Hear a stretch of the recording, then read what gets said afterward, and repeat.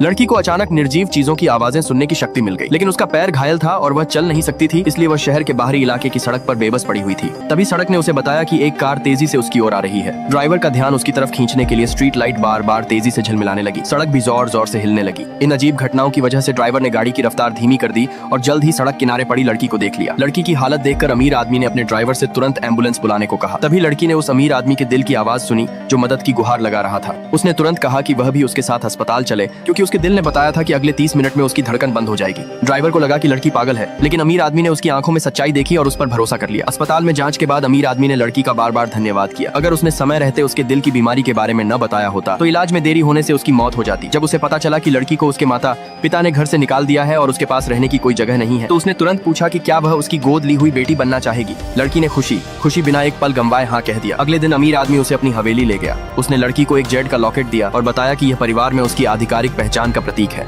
जब लड़की ने उस लॉकेट पर खुदा हुआ उपनाम देखा तो उसे एहसास हुआ कि वह अब इस शहर के सबसे अमीर आदमी की बेटी बन चुकी है। उसने बिना झिझक उसे पापा कहकर पुकारा। उस रात अपने नए कमरे के बिस्तर पर लेटी हुई भी उसे यकीन नहीं हो रहा था कि उसकी जिंदगी इतनी बदल चुकी है। तभी उसके मोबाइल फोन ने उससे कहा कि जिस ज्वेलरी डिजाइन प्रतियोगिता को वह फॉलो कर रही थी उसमें एंट्री जमा करने की आखिरी तारीख सिर्फ 5 दिन दूर है। उसे तुरंत याद आया कि उसके डिजाइन के असली स्केच अभी भी उसके पुराने घर में पड़े। वह अपने पुराने घर पहुंची ताकि अपने डिजाइन वापस ले सके और हमेशा के लिए उस परिवार से सारे रिश्ते खत्म कर दे। लेकिन जैसे ही वह निकलने वाली थी उसकी गोद ली हुई सौतेली बहन ने उसे रोक लिया। लड़की को उसकी झूठी हमदर्दी से घिन आने लगी। इसी लड़की ने पहले उसके डिजाइन चुराकर उस पर चोरी का झूठा आरोप लगाया था। उसके पिता और बड़े भाई हमेशा उसी सौतेली बहन का पक्ष लेते थे, इसलिए उन्होंने बिना उसकी बात सुने उसे घर से निकाल दिया था। तभी उसके पिता और बड़ा भाई भी वहाँ आ गए। सौतेली बहन ने तुरंत मासूम बनने का नाटक करते हुए कहा कि अगर लड़की वापस घर आ जाए तो वह उसके लिए कुछ भी करने को तैयार है। यह सुनते ही लड़की ने उसे जोरदार थप्पड़ मार दिया। बड़ा भाई तुरंत दौड़कर अपनी बहन के सामने खड़ा हो गया और लड़की से माफी मांगने को कहा। लड़की ने साफ इनकार कर दिया और बोली कि वह यह थप्पड़ बहुत पहले से मारना चाहती थी। गुस्से से तिलमिलाए पिता ने लड़की पर हाथ उठाया, लेकिन लड़की तुरंत झुक गई और उनका थप्पड़ सीधे उनके बेटे के चेहरे पर जा लगा। इससे पिता का गुस्सा और भड़क गया। उन्होंने चिल्लाकर कहा कि आज से उनका उससे बाप बेटी का रिश्ता हमेशा के लिए खत्म हो गया। अब लड़की भी चुप नहीं रही। उसने वर्षों से अपने दिल में दबा सारा दर्द बाहर निकाल दिया।